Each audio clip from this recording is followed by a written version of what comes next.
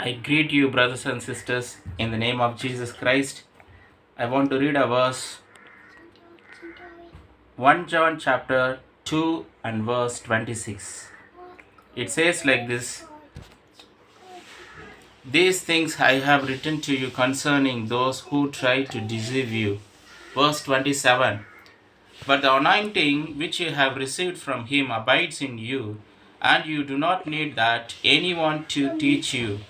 But as the same anointing teaches you concerning all the things, and is true, and is not a lie, and just as it has taught you, you will abide in him. Today I want to talk about anointing of the Holy Spirit. If you have the anointing of the Holy Spirit, that anointing itself will teach you what to do and what not to do. That anointing will teach you. You need that anointing. Many people in this world, they call themselves as Christians, but they do not have the anointing of the Holy Spirit. Consequently, what happens? They do not have the power of the Holy Spirit to overcome the sins in their life, and they cannot live a victorious life in this world, and they cannot live as a good testimony to Jesus Christ. They can't bear witness to Jesus Christ. And if you have the anointing of the Holy Spirit, that anointing itself will teach you all the things you have to do in your life.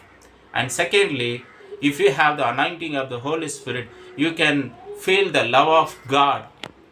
Many people in this world, they will say, I don't have the love of God.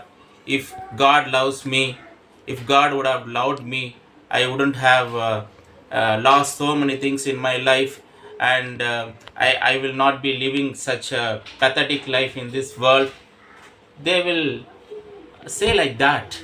But if you have the anointing of the Holy Spirit, you will never say that God doesn't love me, because the anointing that you have will make you feel the love of God in your life.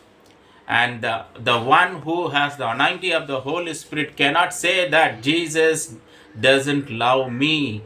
God loves you. How can you say that?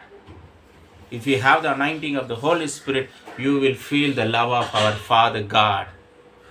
Thirdly, if you have the anointing of the Holy Spirit, you will overcome the world, and you will overcome the worldly sins, and whatever coming against you that makes you fall you from the love of God, you can overcome that by the power of the Holy Spirit, by the anointing of the Holy Spirit.